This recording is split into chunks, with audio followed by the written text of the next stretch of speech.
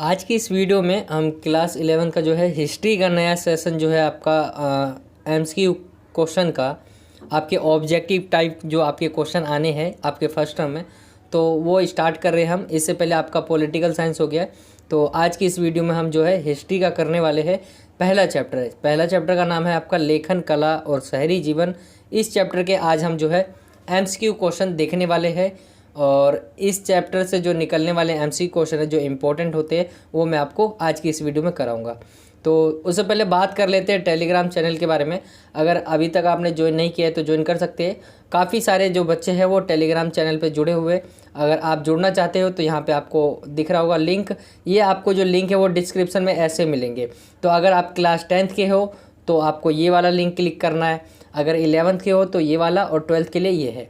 अगर लिंक पे क्लिक करके भी आपको नहीं मिलता है या लिंक नहीं पहुंचा पाता आपको चैनल पर, टेलीग्राम चैनल पर, तो आप यहाँ पे टेलीग्राम ग्रुप, आपको टेलीग्राम पर जाना है और ये सर्च करना है। जैसे 10th में जुड़ना है तो ये, 11th में जुड़ना है तो आपको ये करना है, और 12th के लिए ये। तो ये चीज़ें आप सर्च करेंगे तो मिल जाएगा आपको। और अगर आपको मुझसे कोई भी क्वेश्चन पूछना हो तो आप मुझसे जो है इंस्टाग्राम पे पूछ सकते हैं, ये मेरी आईडी है। बात करते हैं चैप्टर 1 की। तो चैप्टर 1 का जो नाम है लेखन कला और शहरी जीवन है। इसके हम एमसीक्यू क्वेश्चन देखते हैं। सबसे पहला जो हमने क्वेश्चन लिया है वो है आपका कि शहरी जीवन की जो शुरुआत हुई थी वो कहाँ से हुई थी, ये पूछा गया है। तो शहरी जीवन की शुरुआत में आपके सामने ऑप्शन है भारत, पाकिस्तान, मेसोपोटामिया और सभी। तो शहरी जीवन की शुरुआत जो चैप्टर का नाम ही है और लेखन कला और शहरी जीवन, इसके अंदर मेनली हम जो है मेसोपोटामिया की सभ्यता है। सभ्यता एक पुरानी, मतलब जैसे आज के समय में क्या है, एक मानव है, तो पहले के समय पे हमें कुछ हमें जो है कुछ मिलते हैं चीज़ें जिससे हम जान पाते हैं वहाँ के उस समय की, मतलब बहुत पुरानी सभ्यता है ये, बहुत पुरानी सभ्यता है ये। और उसके बारे में हम पढ़ते हैं इसमें, मेसोपोटामिया जिसका नाम है मेसोपोटामिया। तो शहरी जीवन की जो शुरुआत मानी जाती है वो सबसे पहले जो है मेसोपोटामिया में हुई थी। और इससे भी पुरानी कोई सभ्यता हो सकती है लेकिन उसके बारे में हमें पता नहीं है। हमारे पास जो सबसे पुराना रिकॉर्ड है जैसे कि मेसोपोटामिया बताया गया है जो सबसे पुरानी सभ्यता है, और ये शहरी सभ्यता नहीं थी पूरी तरह से, लेकिन जो शहरी जीवन की शुरुआत जो है वो यहाँ से हुई थी। इसके बाद जो पढ़ते हैं हम हड़प्पा सभ्यता, तो हड़प्पा सभ्यता इसके बाद आई थी, लेकिन वो क्या है, एक शहरी सभ्यता थी। ये शहरी सभ्यता नहीं है तो, लेकिन यहाँ से जो है शहरी जीवन की जो है शुरुआत हो गई थी। अगला क्वेश्चन देखते हैं, मेसोपोटामिया में पुरातात्विक खोजों की शुरुआत जो है किस दशक में हुई। जो हमने खोज की कि ये एक सभ्यता थी और कहाँ थी, ये थी आपकी जो है मैं आगे बताऊँगा, क्वेश्चन भी ले रखा है मैंने। तो मेसोपोटामिया जो है पुरातात्विक खोजों की शुरुआत जो है कब से हुई, मतलब किस दशक में जो है इसकी खोजों की शुरुआत हो गई। तो आपके सामने ये ऑप्शन है 1700, 1900, 1840 और 1820।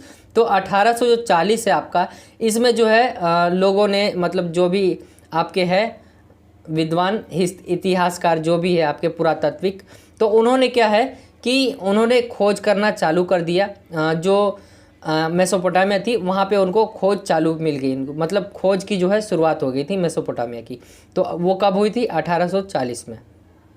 अगला क्वेश्चन देखते हैं, मेसोपोटामिया किस भाषा का शब्द है। मेसोपोटामिया जो आप यूज़ करते हो शब्द मेसोपोटामिया, ये किस भाषा का शब्द है, फारसी का है, मलयालम का है, हिंदी का या यूनानी का है। तो ये शब्द जो है ये यूनानी का है।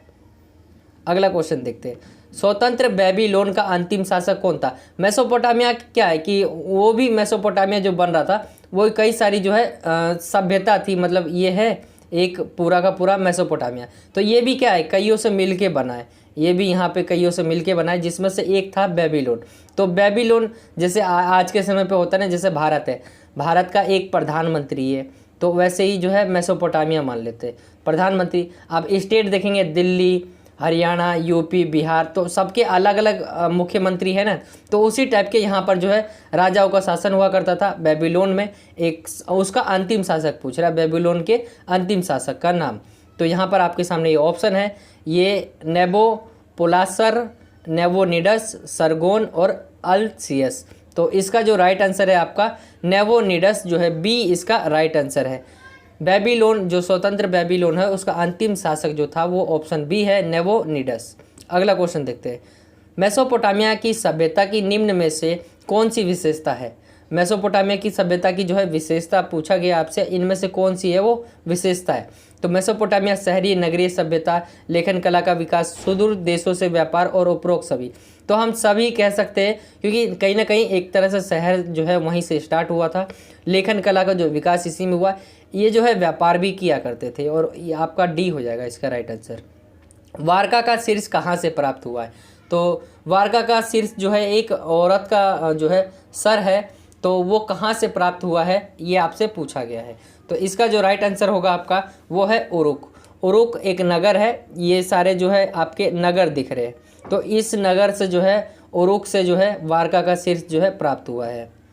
एनमर्कर किस शहर का शासक था? एनमर्कर भी एक शासक था, आपसे पूछा गया है वो किस शहर का शासक था, उरुक का था या सुमेर का था या मारी का या उर का, इसमें से आपको बताना है। तो इसका जो राइट आंसर है आपका वो है आपका सुमेर। सुमेर जो है इसका राइट आंसर है बी। जो सुमेर था उसका जो शासक था वो एनमर्कर था।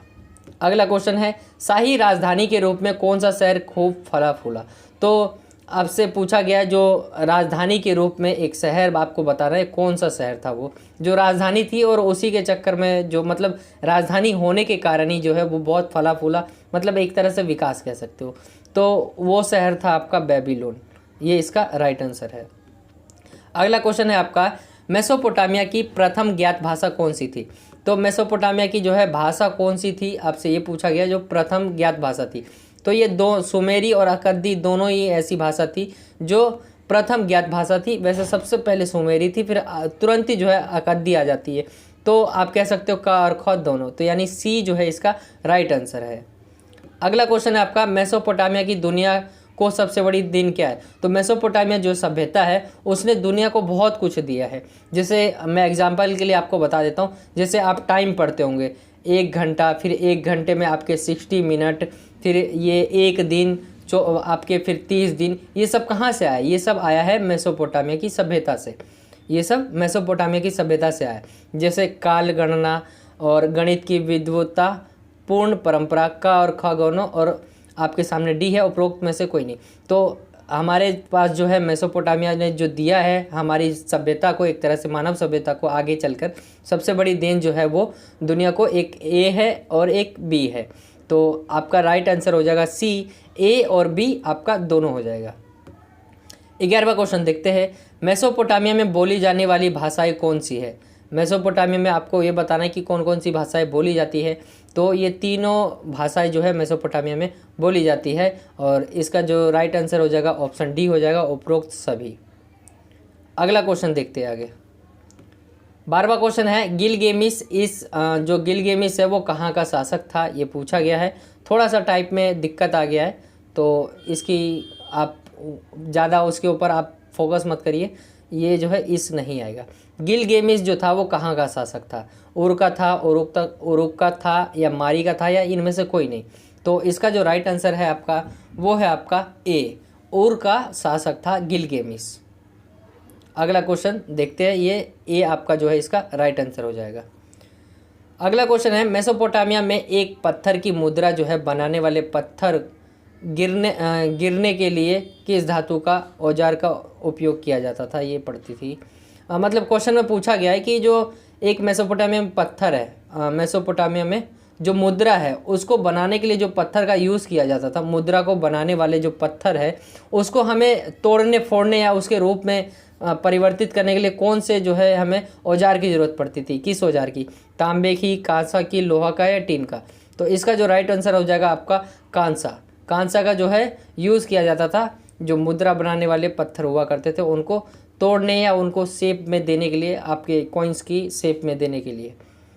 अगला क्वेश्चन है आपका 14वां, मेसोपोटामिया में पाई गई पहली पट्टिकाएँ किस समय की है? तो ये आपके सामने ऑप्शन है 3000, 3200, 3400 और 6000 ईसा पूर्व।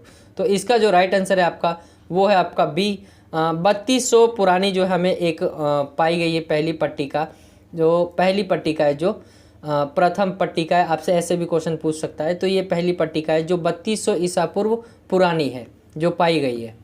मेसोपोटामिया में बस्तियों का विकास कब होने लग गया था?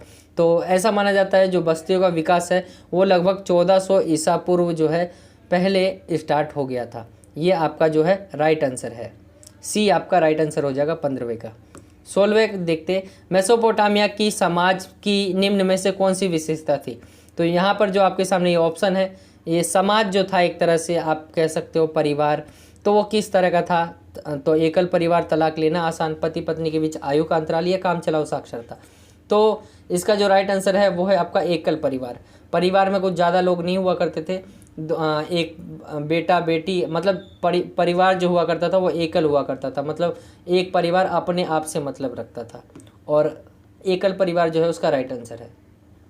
अगला क्वेश्चन है क्वेश्चन 17वां, नेवोनिडस कौन था। नेवोनिडस, तो मैंने आपसे ऊपर भी आपको बताया नेवोनिडस के बारे में कि कौन था, तो वो था स्वतंत्र बेबीलोन का अंतिम शासक। मेसोपोटामिया किस देश में स्थित है। मेसोपोटामिया में जो मैंने आपको बताया था कि मैं आगे क्वेश्चन में बताऊंगा कि मेसोपोटामिया जो है किस देश में स्थित है। आपके सामने ये ऑप्शन है, आपको ज़रूर देख लेना है, ये मैप वाले क्वेश्चन भी आपके आएंगे तो वहाँ पे आपको देख लेना है ये कहाँ पर स्थित है। तो इसका जो राइट आंसर हो जाएगा वो है इराक। इराक में ये स्थित है। मेसोपोटामिया किन दो नदियों के बीच स्थित है। अब जो है मेसोपोटामिया जो है ये दो नदियों के बीच है, और आपको बताना ये कौन सी दो नदियाँ है। जैसे आपके सामने ये ऑप्शन है 4, तो आपको बताना है राइट आंसर कौन सा है। तो इसमें से जो आपको राइट आंसर है इसका वो है दजला और फरात जो नदी है, इन दोनों नदियों के बीच में स्थित है मेसोपोटामिया। इनमें से कौन सा पेटोमोस का अर्थ है।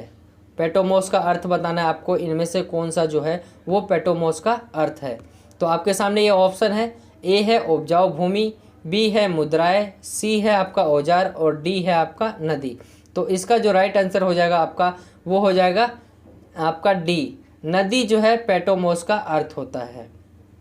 तो ये थे आपके 20 क्वेश्चन जो चैप्टर 1 से थे। आई होप कि आपको अच्छे लगे होंगे क्वेश्चन और समझ भी आ गए होंगे। एक ही बार में जो है आपको एमसीक्यू क्वेश्चन जो है बहुत इजी होता है, मतलब आपको चैप्टर तो पढ़ना है एक बार के लिए, मतलब जैसे ही आप एमसीक्यू क्वेश्चन को देखेंगे तो एक ही बार में आपको पता चल जाएगा इसका ये आंसर है। तो एग्ज़ाम में जो है आप इजीली जो है कर पाएंगे। तो यही था आज का ये वीडियो। आई होप कि आपको वीडियो अच्छा लगा होगा। वीडियो अच्छा लगा तो वीडियो को लाइक शेयर एंड कमेंट करके बताना ना भूले। मिलता हूँ आपसे अगली और एक्साइटिंग वीडियो में। जब तक के लिए जय हिंद, जय भारत, वंदे मातरम।